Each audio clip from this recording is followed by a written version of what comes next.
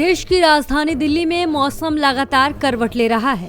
वहीं अब मौसमी उतार चढ़ाव के बीच अगले 2 दिन गर्मी से आंशिक राहत मिल सकती है। अधिकतम एवं न्यूनतम तापमान में कमी होने से गर्मी की चुभन कम सताएगी। दरअसल पहाड़ों पर सक्रिय पश्चिमी विक्षोभ का असर दिल्ली पर भी दिखाई देगा, लेकिन इसके बाद अधिकतम तापमान 40 डिग्री सेल्सियस तक पहुंचेगा। दिन में गर्म हवाएं, लू चलने की वजह से दिल्ली वासियों की परेशानी बढ़ेगी। अगले 24 घंटे में बादल छाए रहने के साथ तेज हवा चलने की संभावना है। प्रादेशिक मौसम विभाग के प्रमुख कुलदीप श्रीवास्तव के मुताबिक 11 अप्रैल के बाद तापमान में बढ़ोतरी होने की संभावना है।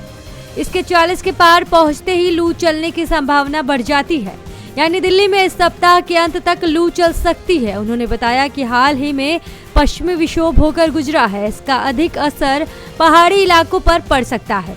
पहाड़ी दिशाओं से आने वाली ठंडी हवाएं व नमी का अधिक स्तर होने की वजह से अगले 3 दिनों तक दिल्ली में तापमान में कमी आएगी। इससे आंशिक रूप से गर्मी से राहत मिलने की संभावना है।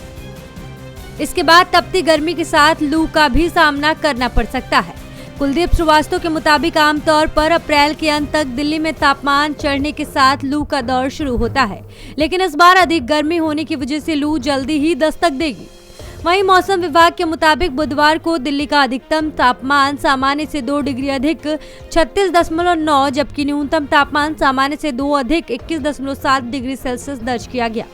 हवा में नमी का स्तर 27 से 65% दर्ज किया गया। दिल्ली का स्पोर्ट्स कॉम्प्लेक्स इलाका 38.9 डिग्री सेल्सियस के अधिकतम तापमान के साथ सबसे गर्म रहा। यहाँ का न्यूनतम तापमान 24.6 डिग्री सेल्सियस दर्ज किया गया।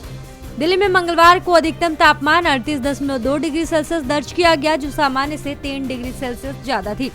न्यूनतम तापमान 20.4 डिग्री सेल्सियस के आसपास रहा, जो सामान्य से 1 डिग्री सेल्सियस ज्यादा दर्ज किया गया।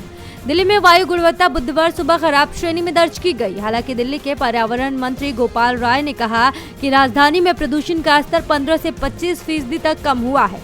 उन्होंने कहा कि दिल्ली में प्रदूषण को कम करने के लिए हमने पेड़ लगाओ अभियान चलाया। ब्यूरो रिपोर्ट, नवोदय टाइम्स, नई दिल्ली।